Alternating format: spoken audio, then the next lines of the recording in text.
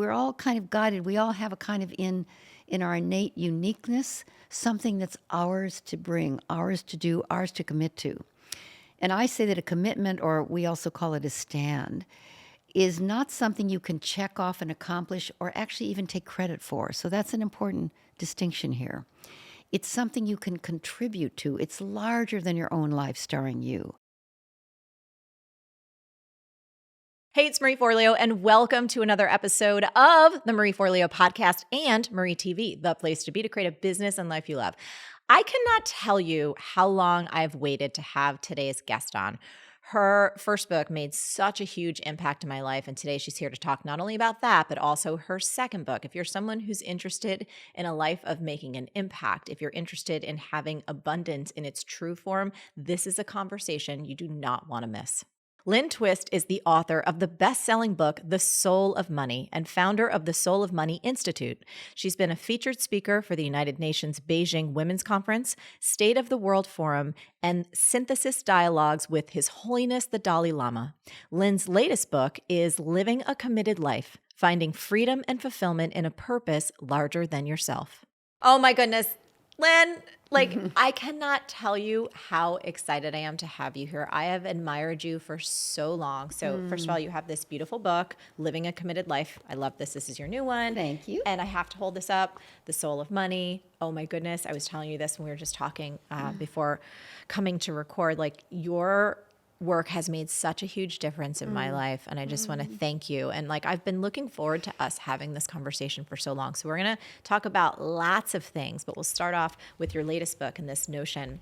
You say, ordinary people become extraordinary when they take a stand for something larger than themselves. Can you tell us about the first time that you took a stand for something larger than yourself, and what impact did that have on your life?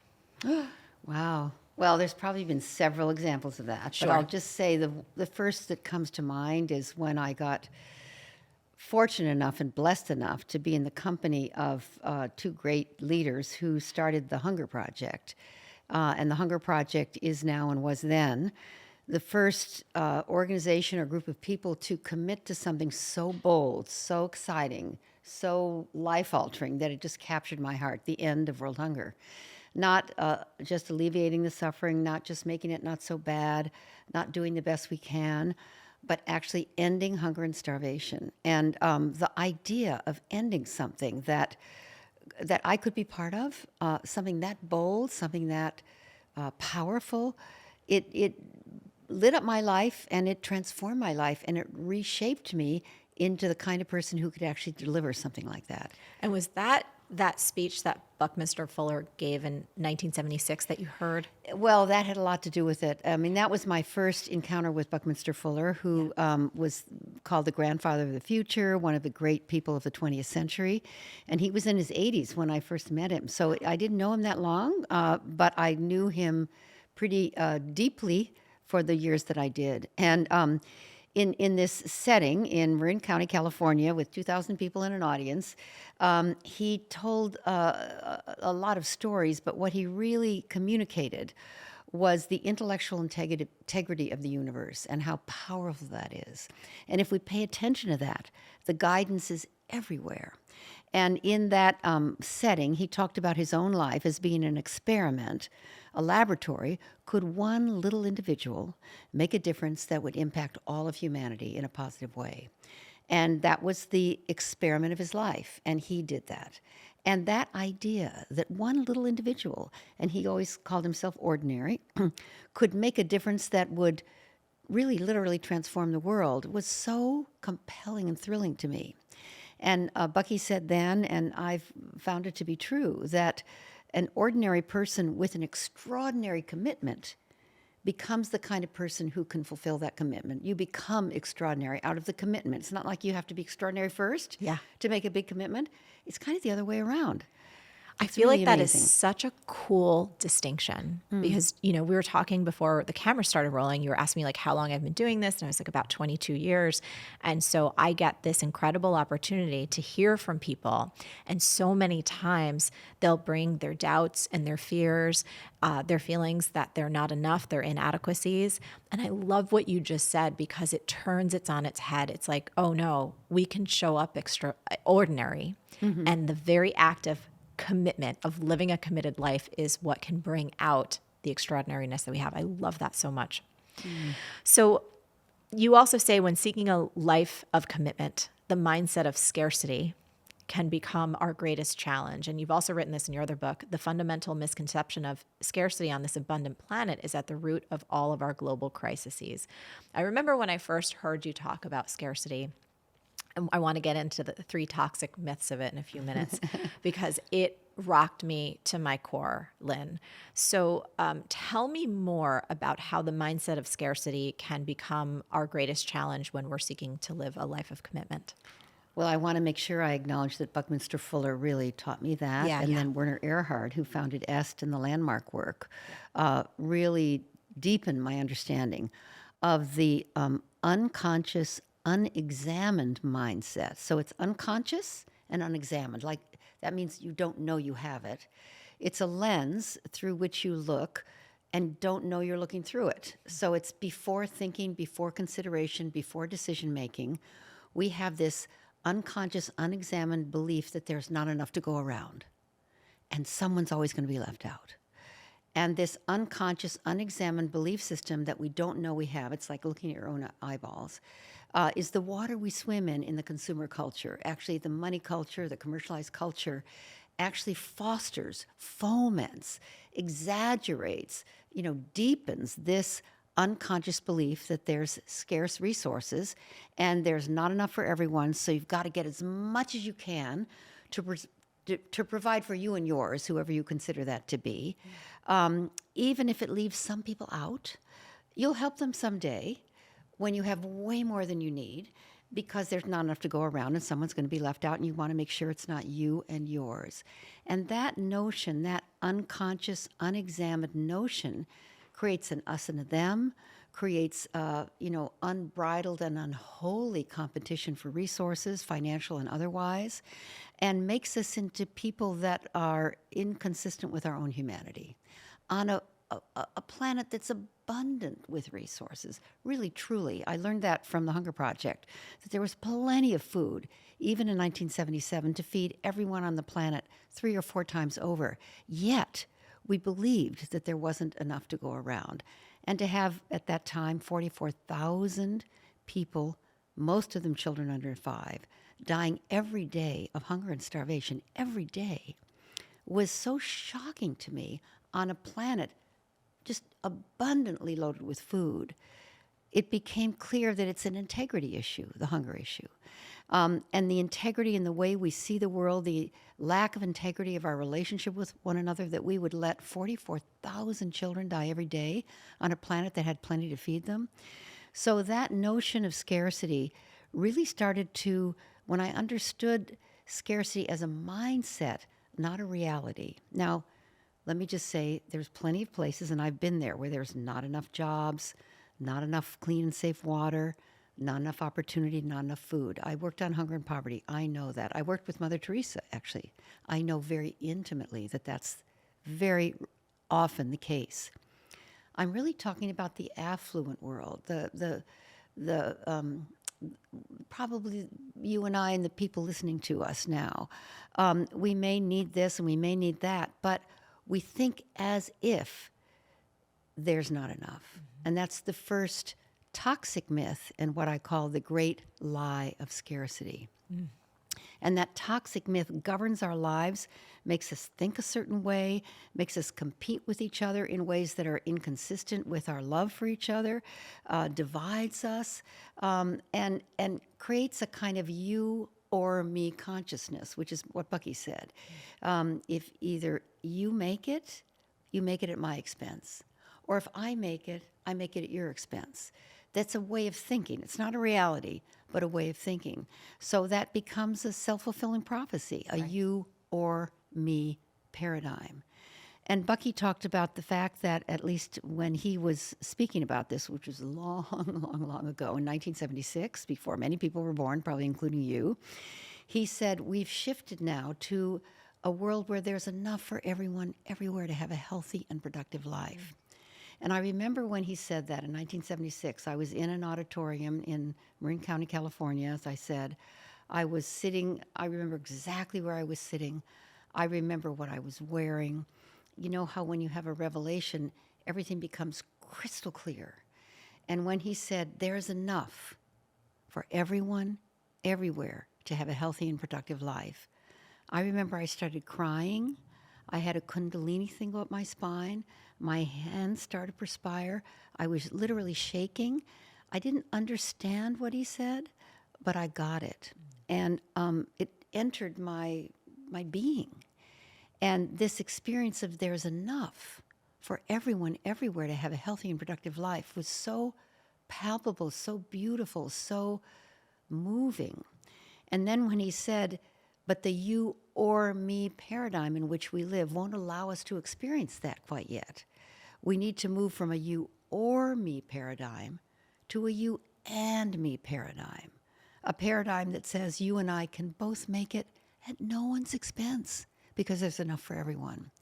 And he said, and I always want to say this because this was 1976, he said, even though that's the reality, it'll take 50 years or so, 1976, 50 years or so for us to realize this experience of enoughness, because all the institutions we live in, clearly the economy, also the education system, also the governance system, all the institutions we live in, even, he said, religion, are rooted in a you or me understanding of the world. Clearly, the economy is. Clearly, governance is rooted in a you or me understanding of the world. Education is really, really, unfortunately, rooted in a you or me understanding of the world. And then when he said religion, that was like the capper, religion being rooted in a you or me understanding of the world. He said, it'll take about 50 years for these great institutions to become so dysfunctional that we cannot repair them, we can't prop them up, we can't fix them. We'll need to let them die their natural death, and we'll need to recreate the institutions of humankind from a new paradigm, a paradigm of you and me, a paradigm where there's enough for everyone, everywhere, to have a healthy and productive life. And I say that's exactly where we are right now. That's fascinating. There's been some spiritual books that I have been dipping into, and some of what is revealed in them, it talks about this notion of these incredible tectonic societal shifts that we're experiencing, and that, yes, they can be quite scary, but a very natural part of life is the death and birth process. Yes. And sometimes things need to come to a close before something new can be born and open up. So much to talk about. Okay, we mentioned the first toxic myth, right? The not enoughness. Let's walk through the other two. And then I want to go back to the Hunger Project and how that put you on such an incredible path. Well, the first toxic myth is there's not enough. Right. There's not enough time. There's not enough money. There's not enough vacation time. There's not enough sex. There's not enough square feet in our house. There's not enough shoes. There's not enough. There's not enough. There's not enough. We live in a there's not enough mentality. It's almost like the siren song of the consumer culture. And if you really believe unconsciously there's not enough, then you're hoard. You take more than you need. You're scared you're going to run out. No matter how much you have, you think you've got to have more, which leads to toxic myth number 2, more is better. More of anything is better. More of everything is better. More, more, more, more, more. And that's the source of so many of our breakdowns.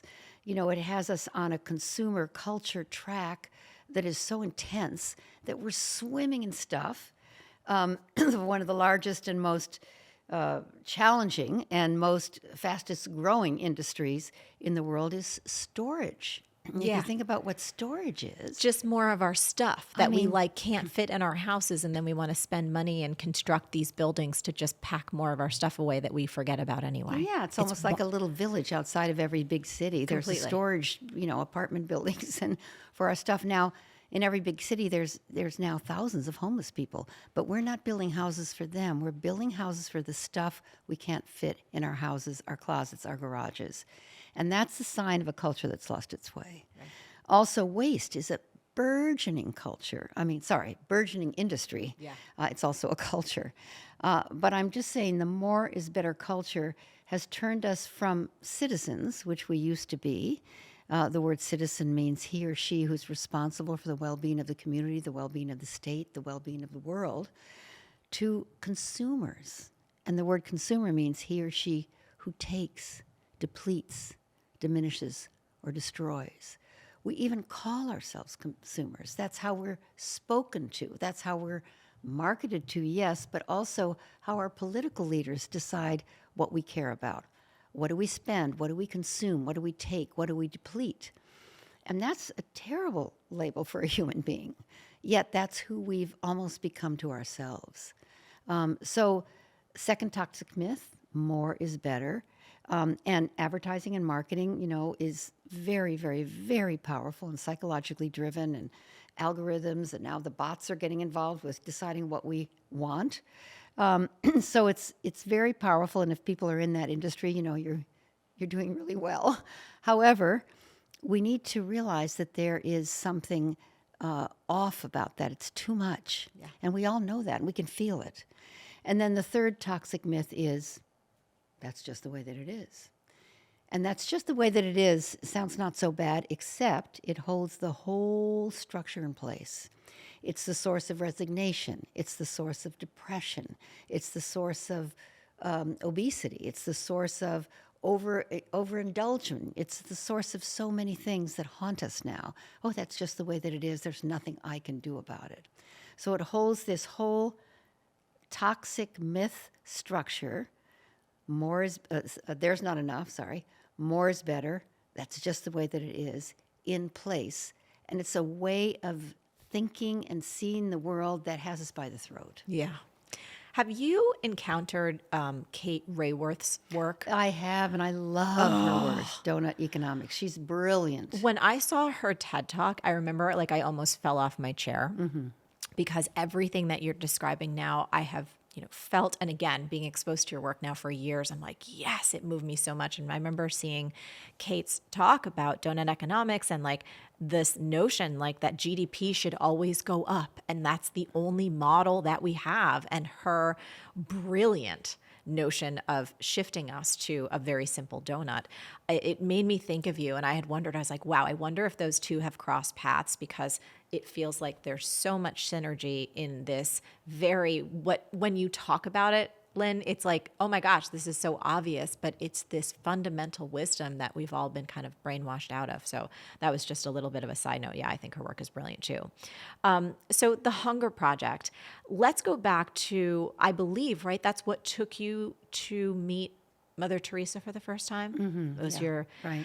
And oh God, I love the story that you told in the book. I think, when we start talking about money and scarcity and enoughness, and even when we think about money and we start to have these conversations, there can also be so much judgment, whether people judge folks that don't have resources or that have enormous resources, judgments there.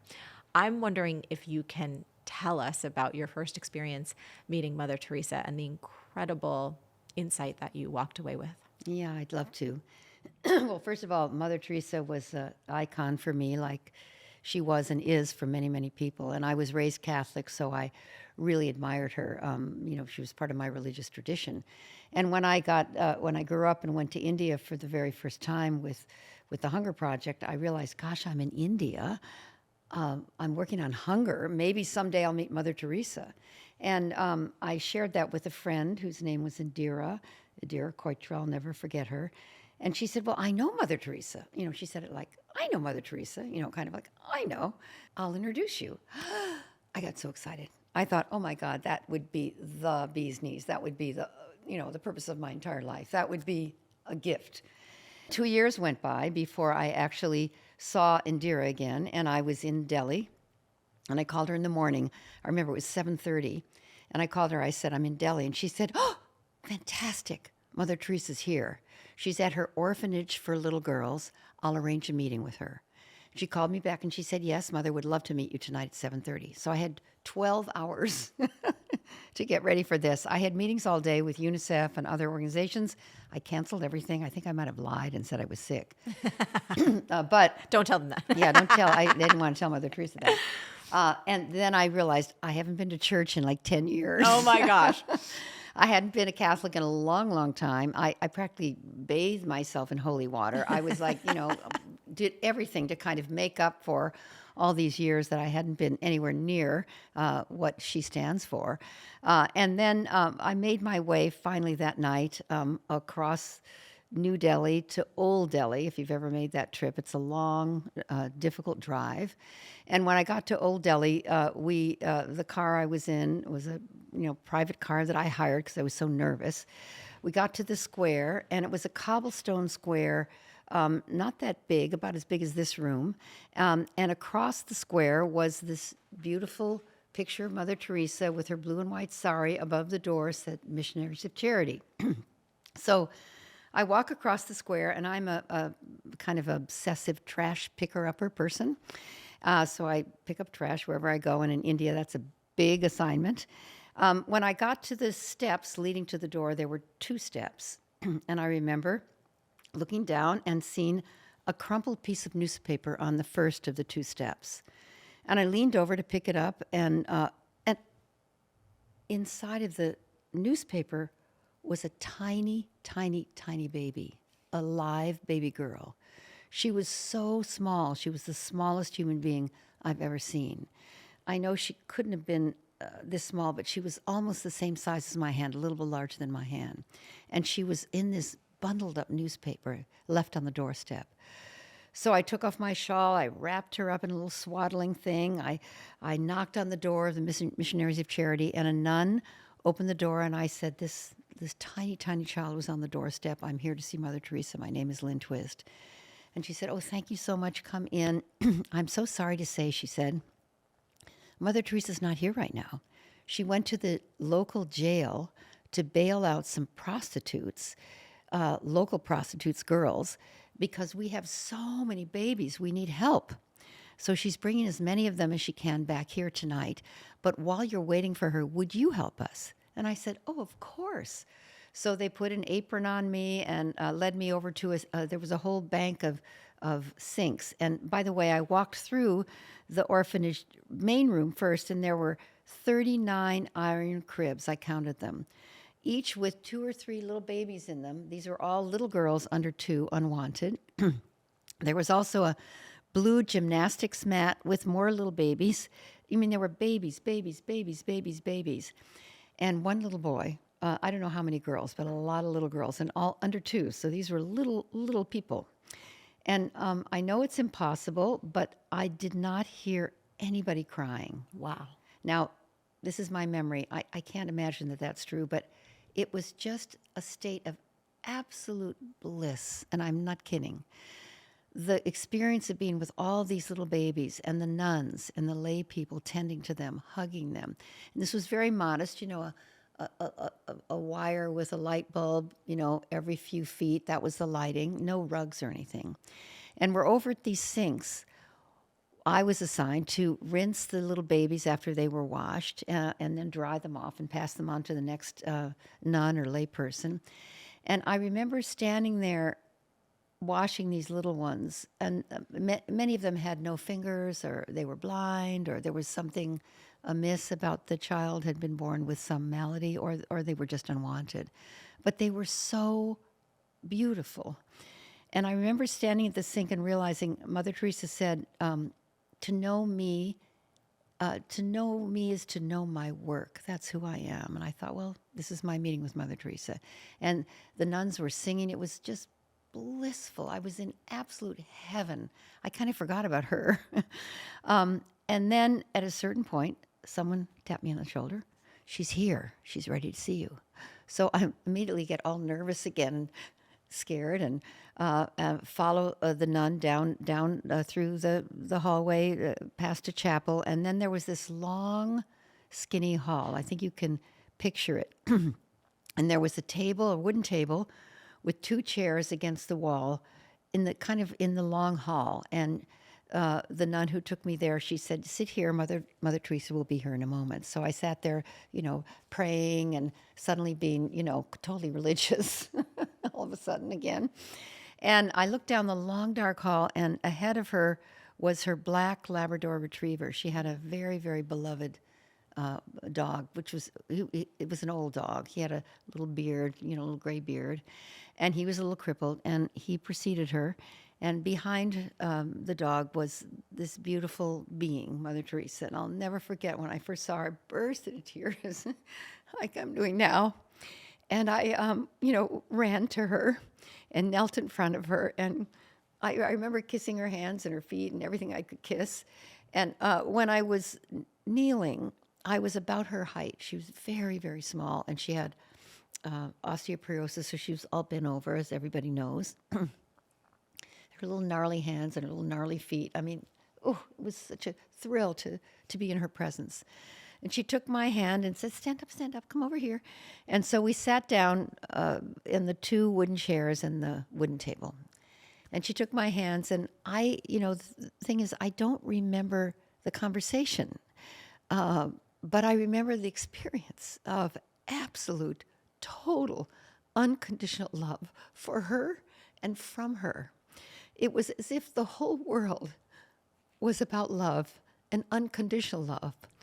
And every time I tell this, I'm right back there now. Yeah. And then at a certain point, and I was crying the whole time, holding her hands. At a certain point, I hear these loud, angry voices behind me down the long hall. And that preceded 2 very large Indian people, a man and a woman, pretty clearly a husband and wife. The man was a Sikh man, and Sikh men wear a turban, and he had a very large topaz right in the middle of his turban. Plus, I remember noticing he had a ring on every finger in one of his hands, including his thumb, because I remember that. He was opulent, he was overdressed, he was overbearing, he was over-perfumed, he was over. And he had on a very, fancy kurta, the kind of thing men wear in India. And behind him was this angry, noisy woman. She was, she had a diamond in her nose, and then diamonds that went all the way to her ear. And on a kind of thing like this, and lots of bangles, and she had a very, very fancy sari.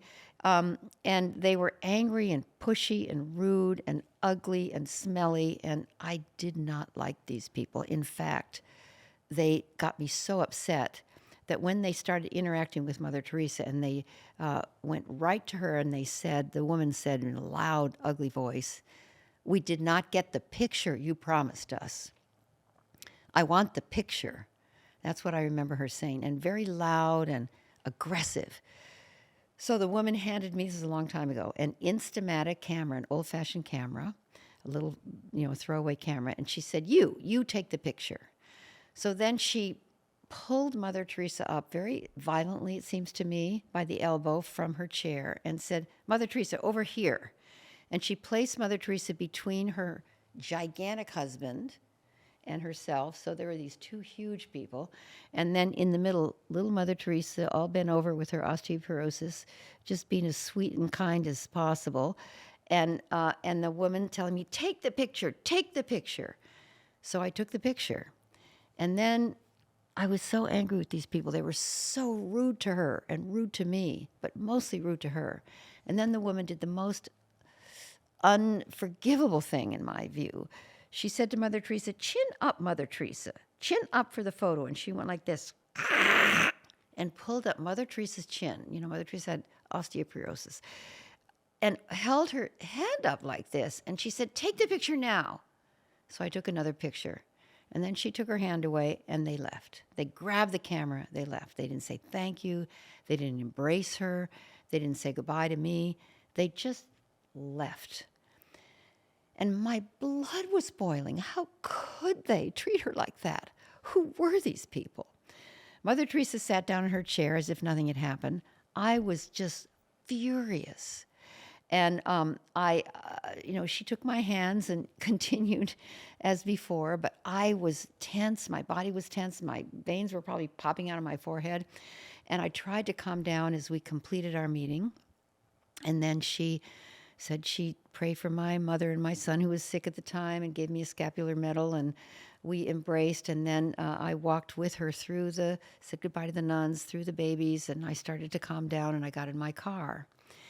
And it took about 45 minutes or an hour to get back to my hotel in New Delhi. And during that ride, I realized that I had been in the presence of a living saint and felt the deepest and most profound unconditional love in my lifetime, and the most profound anger, resentment, and hate in the same space. And that wasn't true for her. She saw Christ in every face. Those people were Christ for her, but not for me. So when I got back to my hotel, I realized that was my teaching from Mother Teresa. So I wrote her a letter and thanked her for the teaching of my lifetime. And she wrote me back, and she said something really profound. She said, "You're naturally drawn to the underserved, the underfed, those who obviously need support and assistance. But your circle of compassion, you must widen it, you must enlarge it to include the wealthy, the entitled, the rude, the angry, the misunderstood." She said, "The vicious cycle of wealth can be as intractable and as painful as the vicious cycle of poverty.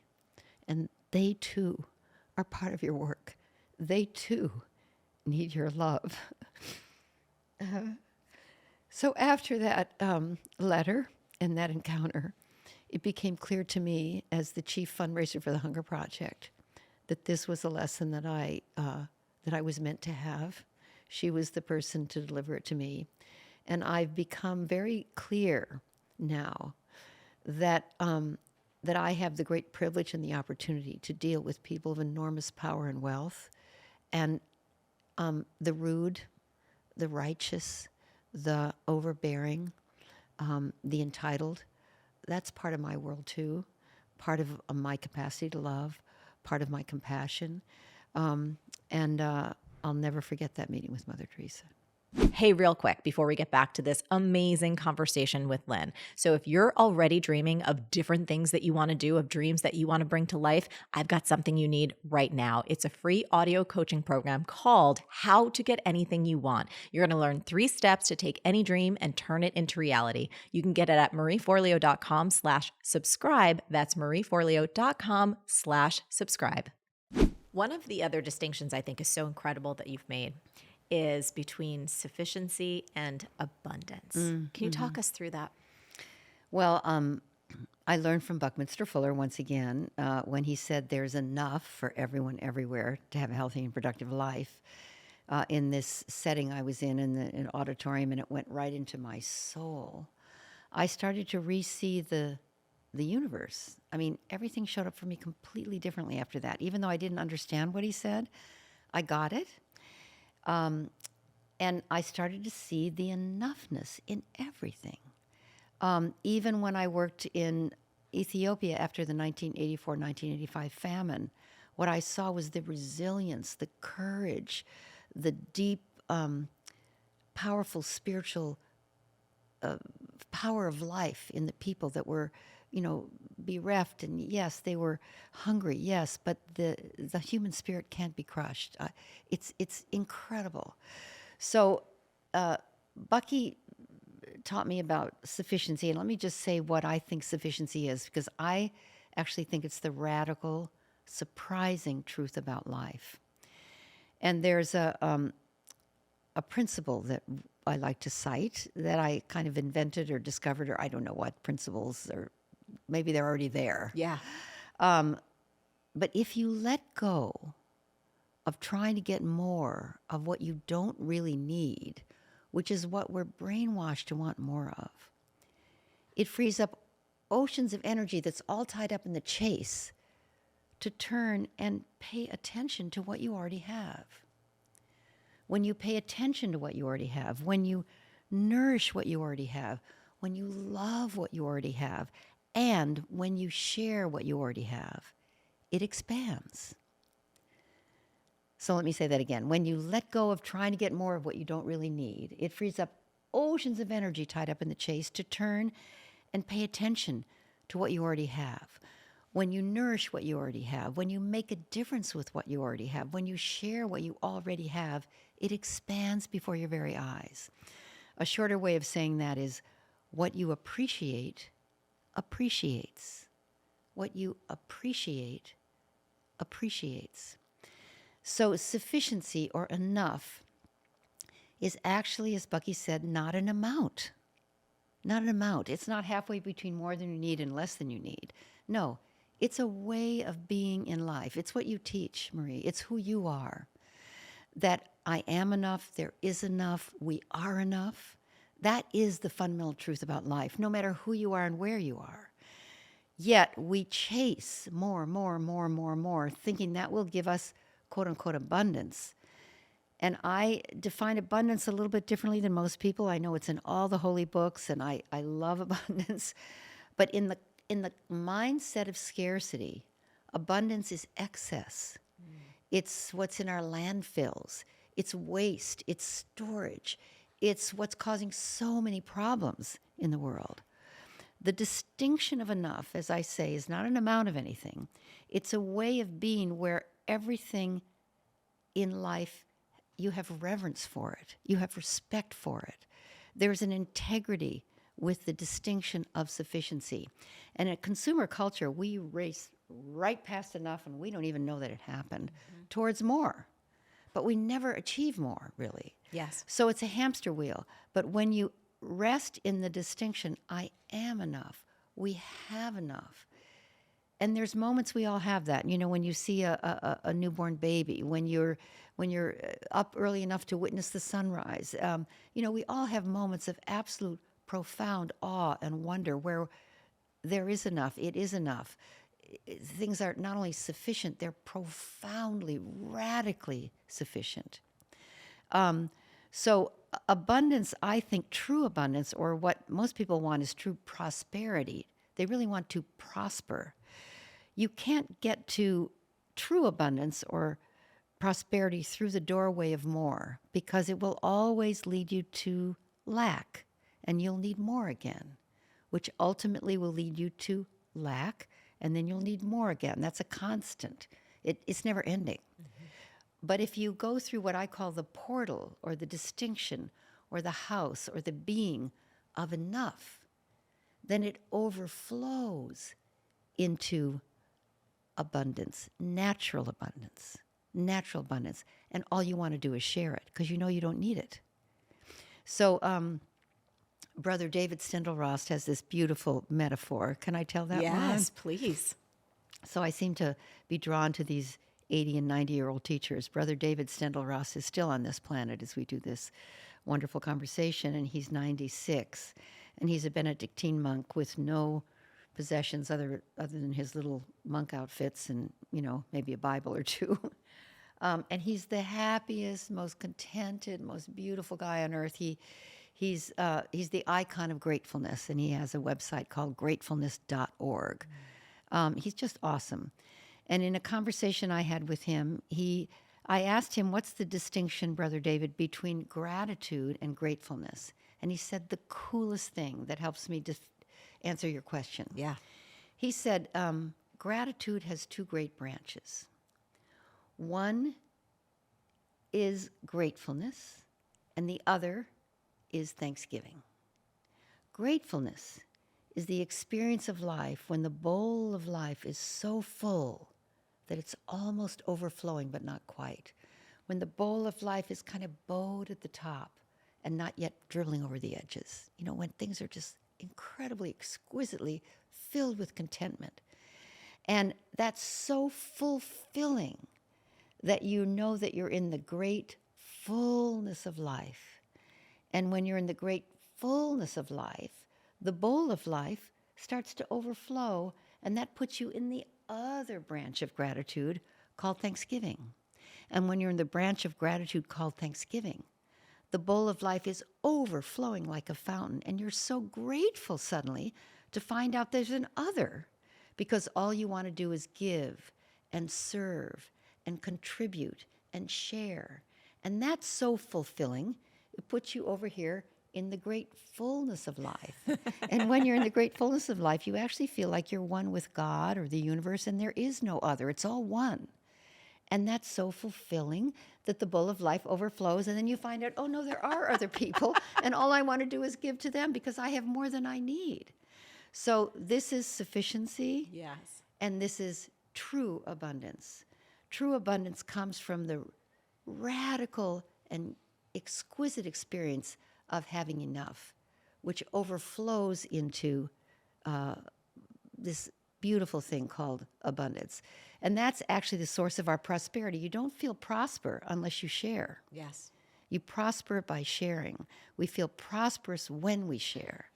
Let's talk about what I know you are so passionate about, the Pachamama Alliance, when we talk about sharing. Can you introduce people to what it is and why it's so important and your work in it for the past almost 3 decades? Well, I worked on hunger and poverty for about 25 years of my life. Yeah. And then through a series of mystical events, I ended up being invited to the rainforest, actually called through a whole series of mystical experiences to the Achuar people of the Ecuadorian Amazon.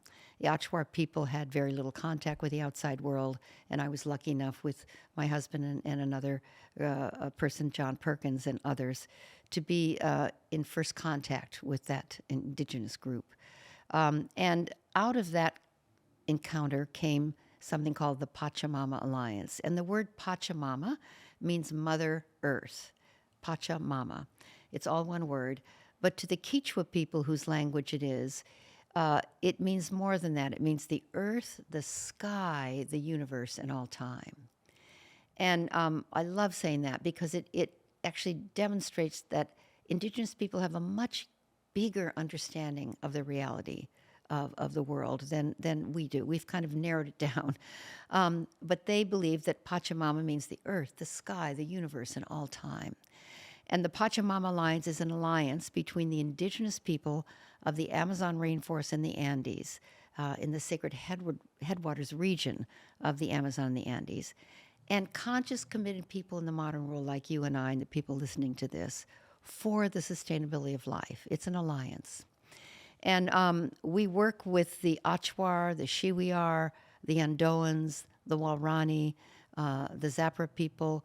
We work with indigenous tribes that have their total traditions intact, are living in pristine tropical rainforests. Much of it is totally rhodolith still, and they're protecting it fiercely with their lives, not only for themselves, but for the future of life. They see themselves as the custodians of the future of life.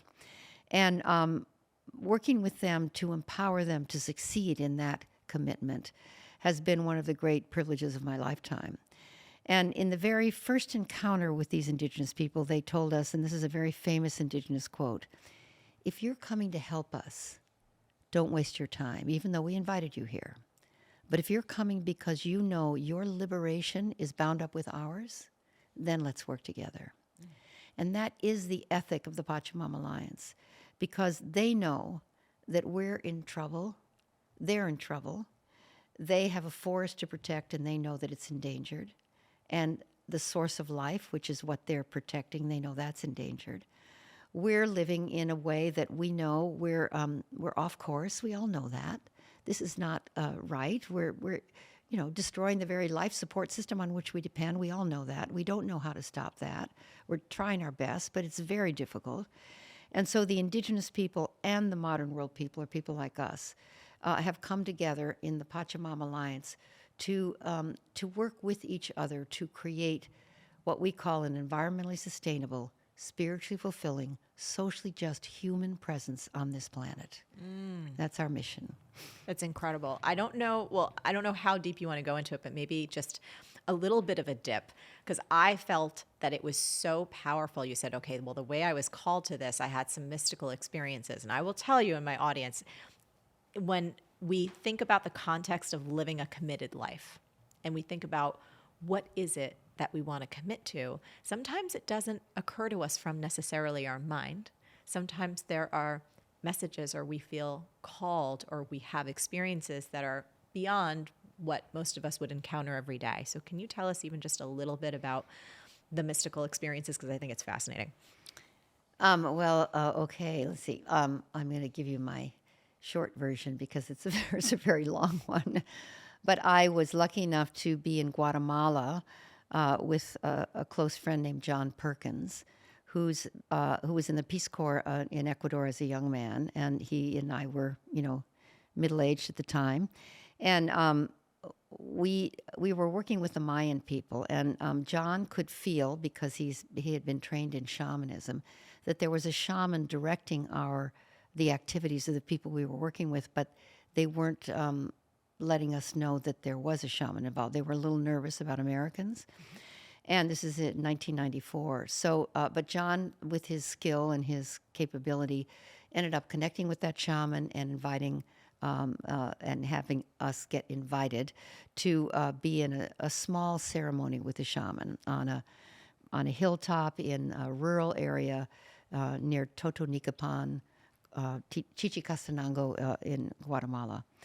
And it was a starry night. We met the shaman at midnight in this rural area. There were no lights anywhere around, and he had built a big fire, and there were 12 of us. And when we got there, he didn't speak Spanish or English, but John spoke a little Mayan, so he was translating. And we were told to lay down on the ground, on the dirt, around this fire that he had built in the middle of a circle. And so we arranged ourselves like a wagon wheel around that fire. And then the shaman, he started drumming.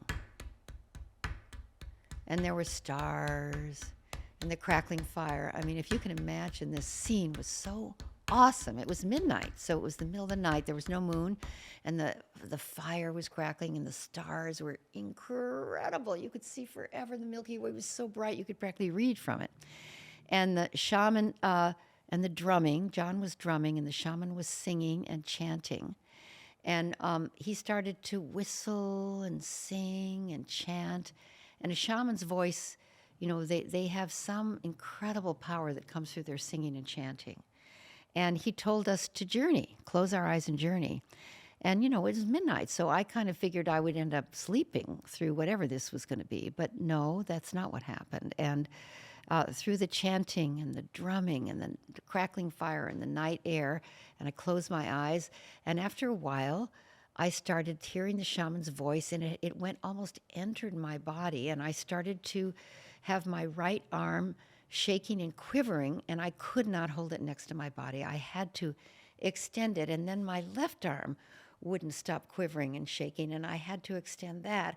And soon I felt something hard and difficult and kind of crusty grow on my face, and I realized I think it's some sort of a beak, and these are wings, and I have to fly. And I began to lift my body up into the sky, and I felt the architecture, the skeletal body interior begin to change and reshape, and I was able to fly in slow motions up in this glorious starlit night sky. It was so glorious and beautiful and gorgeous and awesome. And I'm flying in slow motion, and I can still hear the shaman's voice and the whistling and the drumming. It was still right there, but I was far away from it, but I could still hear it. And then it started to become dawn, and I looked down, and I was flying over a vast, literally unending forest of green. It was so vast and so beautiful. It was exquisite, and it went forever. And in the sunlight, it was glorious, and the mist came up from the trees. And then there was this amazing thing where these disembodied faces of men with orange geometric face paint on their faces and yellow, red, and black feather crowns on their heads start to float up from the forest floor through the canopy and call to me, the bird, in a strange tongue. And it was one of these kind of amazing mystical encounters that was deeply moving. I couldn't understand what they were calling for. I couldn't understand the language, but it was beautiful. It was an encounter. It was a divine appointment of some kind. And then they would float back down into the forest, just the faces. And I would keep flying in slow motion like this. It was so glorious, and I can feel my body doing it again.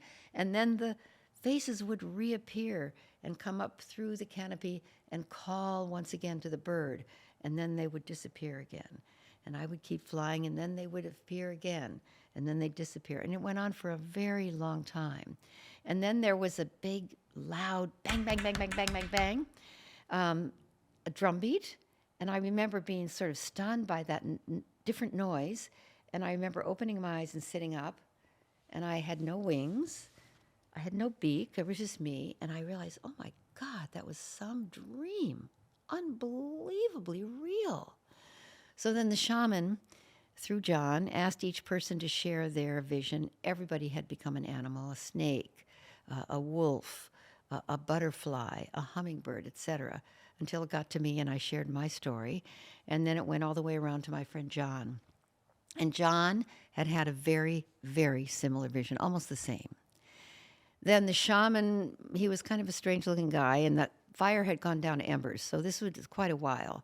And he kind of looked weird across the circle from me. And then he completed the ritual, dismissed everyone, and asked John and I to stay. And he sat us down and he said that was not a normal journey or vision. That was a communication. Someone is communicating with you and you need to go to them. Well, I couldn't, that just didn't compute for me. I didn't know what to do with that. It wouldn't compute for most people. No. And by the way, did you do any plant medicine, or that was just no medicine, actually. I forgot to say that. No medicine. Just his voice. Okay. He told us we need to go. And I said, go where? I had taken by the way, I didn't say this, I had taken a 2-week leave from the Work in the Hunger Project to do this Guatemala trip for my friend John. But John said, Lynn, I know who they are. I know where they are. They're the Achuar people. Just before I came here, I was in the Amazon with the Shuar, the neighboring indigenous group, and an Achuar hunting party came into the Shuar camp and said, we're ready for contact. We're going to be sending contact messages to the modern world to bring modern world friends to us, because we've seen that contact is inevitable. It will come in the year 2000. So we're going to initiate it before it comes to us in ways we can't control. So John said, that's the Achuar. They're calling for contact. Lynn, this is a huge privilege. You have to come with me. We've got to go to Achuar territory. I know who they are. I know where they are. I recognize the markings, the headdresses. I said, John, I have to be in Africa, and I needed to be in Accra, Ghana for a board meeting. So I told him, you go. That's your thing. I've got to end world hunger, and we're not even close to done. So I went to Ghana. I was in the Accra, Ghana Novotel at a board meeting just a week later with 8 Ghanaian people, 5 men and 3 women, sitting around an oval table in a conference room on the main floor of that hotel. We're sitting at this table. The Ghanaian people have very, very, very dark skin, almost blue-black. We're sitting at this table having this conversation. I'm not leading it. I'm sitting in for the global office. And at a certain point in the conversation, and very slowly, the men, only the men, the Ghanaian men, started having orange geometric face paint appear on their black faces. And I was like, what is going on? And no one said anything about it. So I realized, oh my God, I think I'm hallucinating. I didn't say anything. But what I did was I excused myself and went to the ladies' room, splashed my face with water. I thought, oh my God, boy, that thing in Guatemala, that weird thing is haunting me. I can't function now. So I came back into the room. Everybody was normal. They're still talking. And a few minutes later, maybe 10 minutes later, it happened again. Slowly but clearly, orange geometric face paint appearing on the black faces of the men only, the 5 men. And I just burst into tears. And then everybody said, well, what's wrong? What's wrong? And I realized no one sees this but me. So I said, you know what? I'm feeling very, very ill. I need to go back to the United States. I've been in too many time zones, too many countries. I'm just exhausted. I was supposed to stay for 6 days. I can't do that. Please let me just go up to my room by myself. Now, this is 1994. No cell phones, no internet. I just packed, went to the airport, flew to Frankfurt, Frankfurt to New York, New York to San Francisco. By the time I got home, I was so rattled because the faces just kept coming. And I told my husband that I felt that I was having hallucinations, that I didn't understand them, but I didn't tell him like I'm telling you because I thought there was something wrong with me. You know how you are. But the faces didn't stop, and I just was desperate to reach my friend John, who went straight to the Amazon from Guatemala and wasn't home and wasn't reachable. So I left him faxes and voicemails until he came back. He was just loaded with messages from me, and he called me and he said, Lynn, we need to go. They want 12 people from the modern world, people that have global voices and can be heard around the world, 12 of us. People who have open hearts, very important to them. People who know the rainforest is critical to the future of all life. People who know indigenous wisdom is critical for the modern world. And people who will respect the ways of the shaman.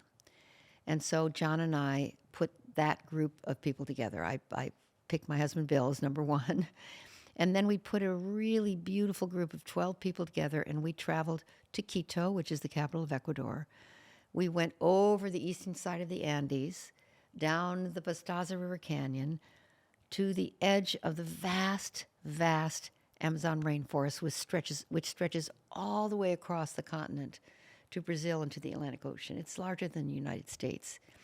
And when we flew in little tiny planes to Shuar territory, then a Shuar pilot picked us up and took them in little tiny planes, 3 at a time, into Achuar territory. And when we got there, eventually, when all 12 of us arrived, they came out of the forest with their orange geometric face paint, their yellow, red, and black feather crowns, and spears.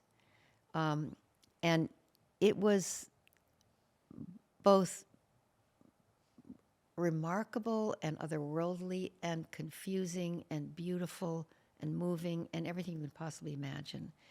And that encounter lasted about 6 or 7 days with the Achuar leaders, and that was the beginning of the Pachamama Alliance. And I knew then that something was calling me that I couldn't explain, didn't make any sense to me. I hadn't been to South America. We weren't working there. We were working in Africa and Asia on hunger. I didn't speak Spanish. I wasn't thinking about the environment. I wasn't even aware that much of the Amazon rainforest. And neither was my husband, Bill. He was a business guy. But somehow we did take medicine there, and we were the first white people the shaman had ever seen or worked with. Something took place in us, and we knew this is not an accident. This is not a one-off. We're being called. This is our destiny. And that was the beginning of Pachamama Alliance. Was there a challenge for you, because you are such a committed person, and like your experience with Est, and I've had not experience with Landmark, but something similar, and this notion of integrity and keeping your word, and you had committed to the Hunger Project, and now there was clearly this incredible calling that was otherworldly, and you could not deny it. How was it navigating, winding down your participation there, or did you, to really commit to Pachamama? Well, in 1994, 1995, I had become a kind of a folk hero for the Hunger Project. We had hundreds of thousands of volunteers all over the world. And I had said to everybody, I've been here since the beginning, and I'll be here till the end of hunger, the end of my life, whatever comes first. And I meant it.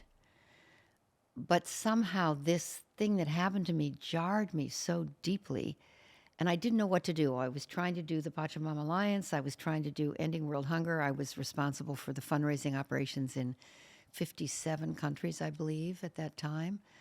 And I was just, and I had 3 kids, by the way.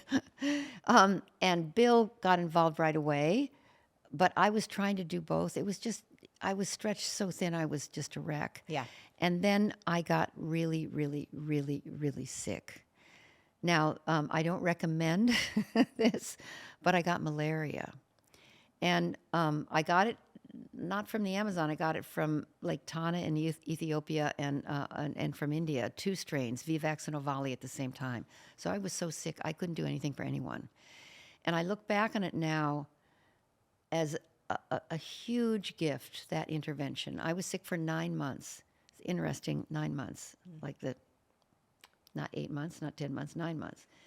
And when I came out of that illness, the Hunger Project had found a way to replace me. I mean, they had to. Yes. Because I couldn't even be on a conference call. I was so sick. And I knew that this was you could say a pivot. This was It was your next a evolution. reboot. Yeah, the next evolution. But how I made sense of it, Marie, which was really amazing, I realized that I went back to Ghana after I got well, and I was with elders on a sandy hill overlooking the ocean that was a desert. And the elders, they were probably 70, 80, 90, these old men. It was all men. And we were sitting in the sand. And they told me they were raised in a rainforest. I said, where? They said, right here. I said, you kidding? This was a rainforest? And they said, yes, it's been gone for 40 years.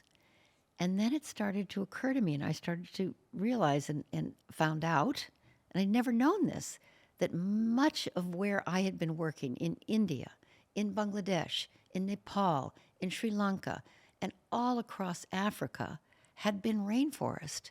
And much of it was totally gone, particularly in Africa, from colonization, from extraction, and had become desert. And that to go and work in the Amazon was to get in front of the coming problem, be on the preventive end, because South America, that continent, will become a savanna like Africa if we don't stop the destruction of the Amazon. So I was able to create a context large enough to include the Pachamama Alliance as a part of my commitment to end world hunger, and to create the transformation of the human family. So that allowed me to make sense of it. And also just being sick and having quiet time and having no responsibilities for that long, I really went deep into my soul and knew that I needed to pay attention to what was calling to me. Yeah. Isn't it amazing how sometimes experiences like that, being sick, which we wish upon no one, the experience of pain or being taken out. Like, I loved reading in your book, you're an all-in kind of person. I am. And I love that you shared, being overwhelmed and pulled in a million directions, like that's kind of home for you. And for me, for so much of my life, like that was home. I'm like, oh, this is comfortable. This is normal.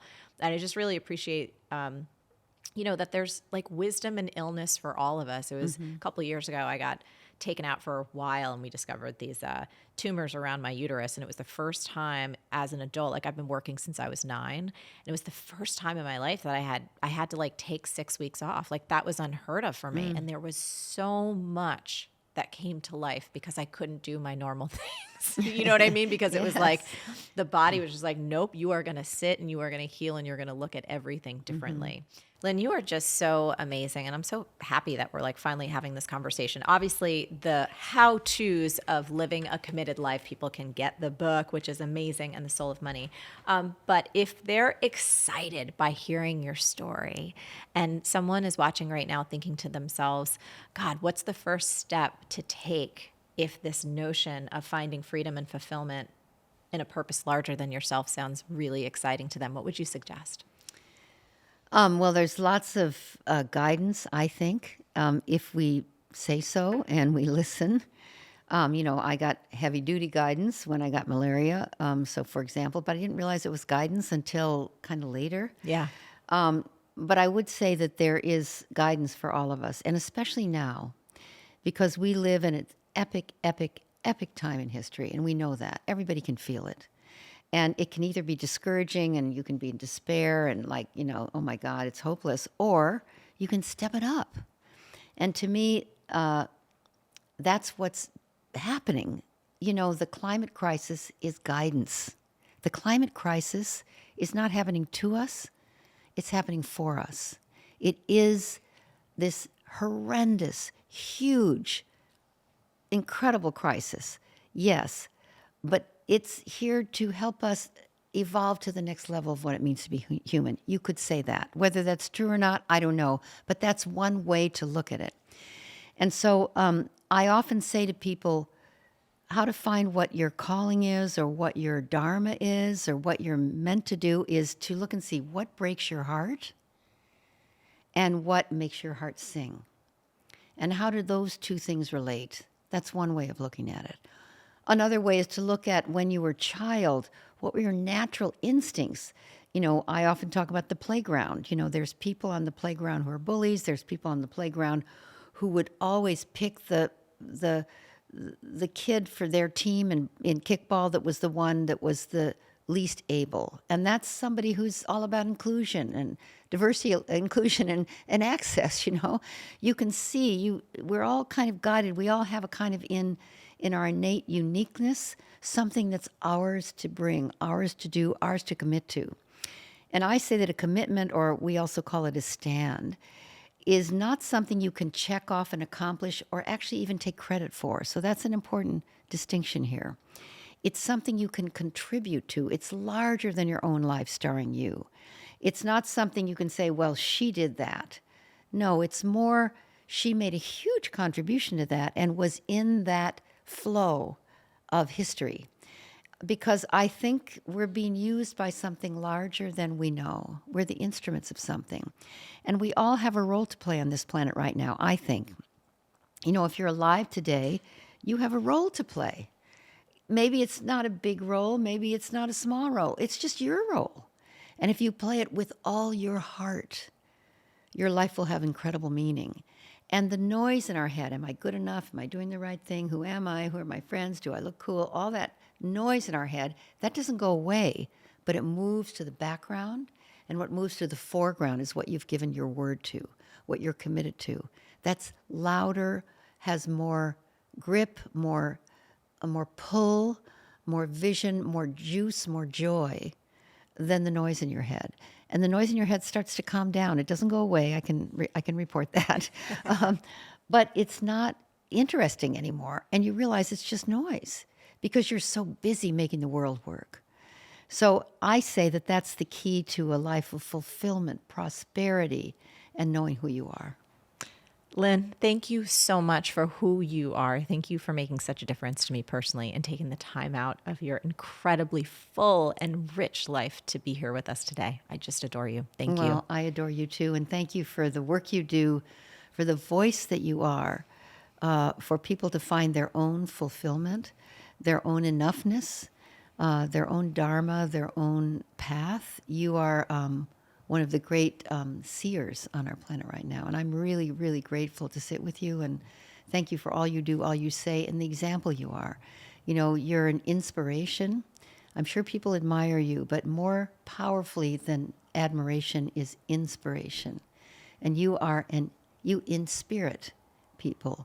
You bring their spirit to the fore. And you've done that with me. And I'm deeply, deeply grateful.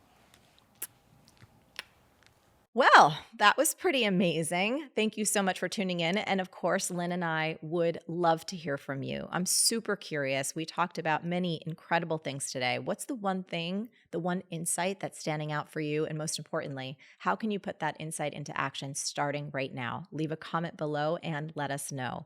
As always, some great conversations happen over at the magical land of marieforleo.com. So head on over there and leave us a comment now. And until next time, stay on your game and keep going for your big dreams, because the world really does need those very special gifts that only you have. Thank you so much for watching, and I'll catch you next time. Now, you might be super pumped to go live a more committed life. And if you are, I love it. You might be feeling some fear, like, oh my God, can I actually do it? You have to watch this next episode. It's right here, How to Find the Courage to Do Anything. It is so good. Perfect follow-up. Click here. Go watch it now. There's only one question that you need to ask and answer to find the courage to make that big leap. And the question is this: what's the worst thing that can happen?